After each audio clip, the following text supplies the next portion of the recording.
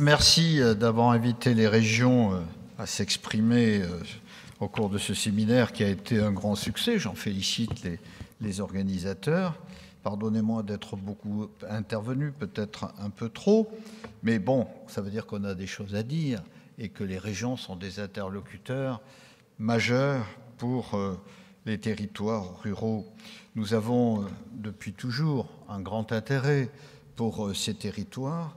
Pour moi, je suis d'autant moins suspect que je suis né dans un territoire rural et dans le plus petit département de France, la Lozère. Donc, croyez-moi, ça a marqué, la ruralité a marqué mon adolescence et ma vie d'adulte. Maire ensuite dans un des départements les plus ruraux de France pendant 24 ans, ancien ministre délégué à l'agriculture et à la forêt, je baigne dans le rural depuis longtemps.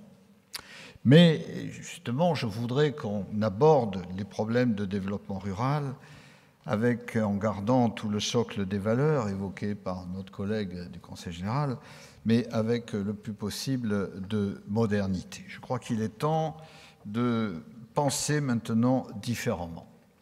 Les campagnes ne sont pas des espaces fragiles, ils sont fragiles, mais ce ne sont pas des espaces où la notion de handicap apparaît plus spontanément, malheureusement, que celle d'opportunité.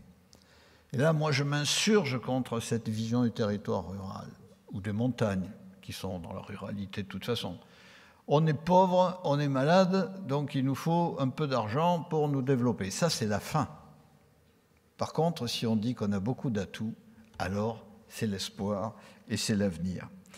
Les espaces ruraux ont un très grand rôle à jouer.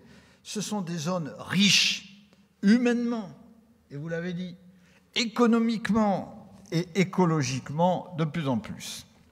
Le potentiel de développement y est fantastique pour peu que l'on mette en place les bonnes politiques en étant innovant, il y a du FEDER pour ça, audacieux, rationnel.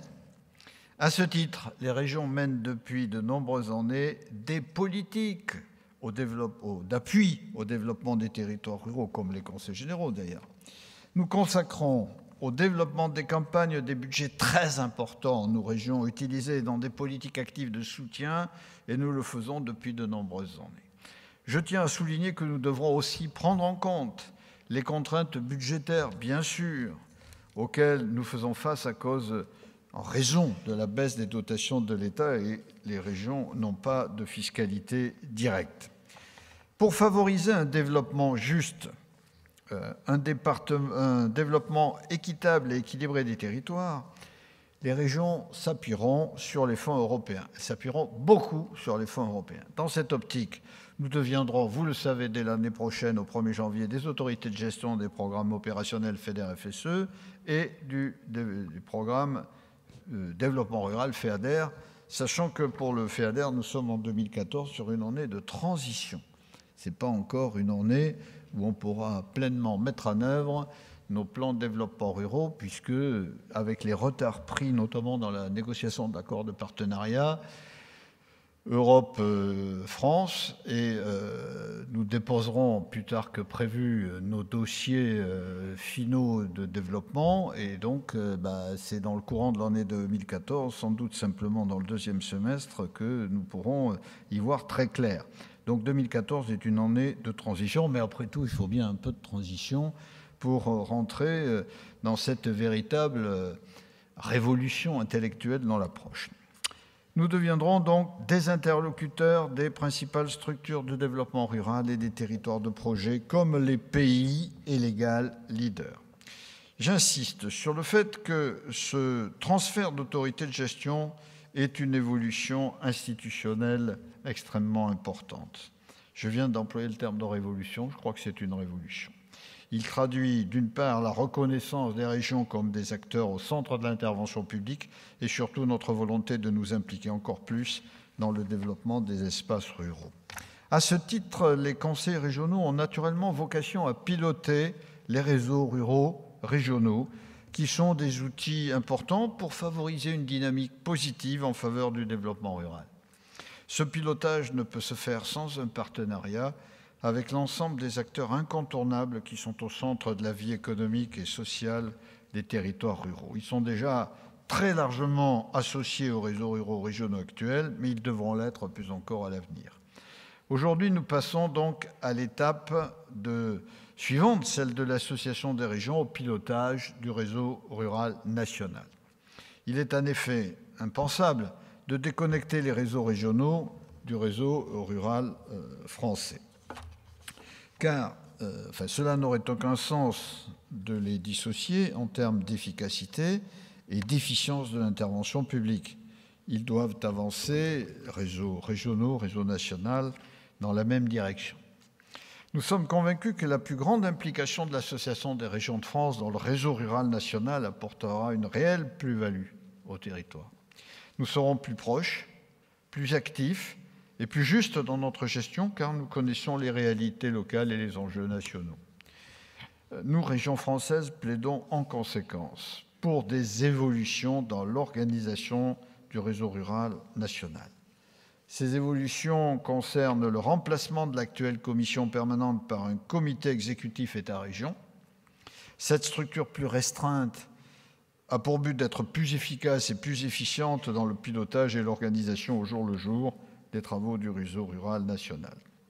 Le comité exécutif devra être un organe opérationnel, à même de prendre des décisions claires et rapides.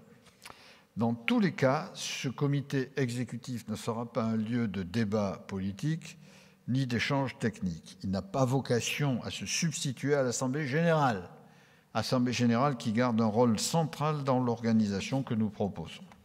La composition et les modalités de fonctionnement de l'Assemblée générale doivent être revues, nous semble-t-il. Notre objectif est d'en faire le véritable lieu du débat politique, d'échange technique et de capitalisation du réseau rural national. Nous veillerons à ce que toutes les problématiques qui intéressent et concernent directement la vie des territoires ruraux soient abordées. L'Assemblée générale doit être le cœur, véritablement le cœur battant du réseau rural national, en se réunissant plusieurs fois par an et bien entendu autant que de besoin. Elle doit regrouper, cette Assemblée générale, les principaux réseaux nationaux impliqués dans le développement rural, ainsi que les représentants des réseaux ruraux régionaux, pour assurer le meilleur croisement et la meilleure fertilisation entre le niveau national et le niveau régional. La mise en place d'un véritable réseau, RESO, des réseaux ruraux régionaux, afin de leur permettre d'engager, d'échanger et de travailler sur des sujets et des problématiques qui leur sont spécifiques et qui ne concernent pas toujours l'ensemble des acteurs, notamment nationaux. Ce réseau doit donc permettre des temps de mutualisation et d'échange entre les réseaux ruraux régionaux plusieurs fois par an. Et dans tous les cas, à chaque fois encore, je me répète là-dessus, que cela sera nécessaire. Le repositionnement d'une cellule d'animation au service du comité exécutif État-région. La cellule d'animation a vocation, en effet, à mettre en œuvre les décisions du comité exécutif pour faire fonctionner et préparer les travaux de l'Assemblée générale et du réseau des réseaux ruraux régionaux. Nous voyons ces changements institutionnels comme une chance pour les réseaux ruraux régionaux et le réseau rural national d'être encore plus efficaces, plus efficients et avec un impact sur les territoires encore plus important qu'aujourd'hui. Attention, ne mettons pas en cause le travail qui a été effectué, bien au contraire, par les agents de terrain des réseaux régionaux et l'ensemble de leurs partenaires. Cependant, avec les évolutions du niveau national, les réseaux ruraux régionaux seront mieux soutenus, mieux accompagnés et mieux informés. Cela permettra de renforcer l'effet levier des réseaux de terrain. L'Association des régions de France, donc, que je représente aujourd'hui, souhaite travailler avec l'État à la mise en place, dans les meilleurs délais, de cette nouvelle gouvernance, afin qu'elle soit opérationnelle dès le début 2014, pour le début de cette année de transition. C'est une condition à un redémarrage du réseau rural national. Les propositions que je vous fais aujourd'hui sont bien entendu à discuter avec l'ensemble des acteurs du développement rural et leurs représentants. d'où la main tendue tout à l'heure que j'ai pointée en direction de Leader France. Le réseau rural 2014-2020 ne pourra émerger que si nous sommes tous conscients des enjeux de demain et des opportunités d'aujourd'hui. Si nous cherchons à plus nous impliquer dans le pilotage du réseau rural national, nous régions, c'est parce que nous sommes persuadés que ces évolutions auront un impact décuplé sur les territoires ruraux. L'ouverture à l'innovation et au dialogue apporté par les réseaux ruraux est une opportunité à saisir.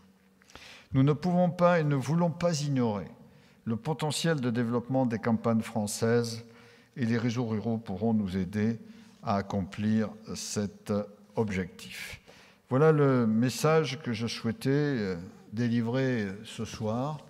Merci encore pour l'organisation de ce séminaire. Merci pour votre présence. Merci pour vos questions et que cette journée soit fructueuse pour l'espace rural français. Merci.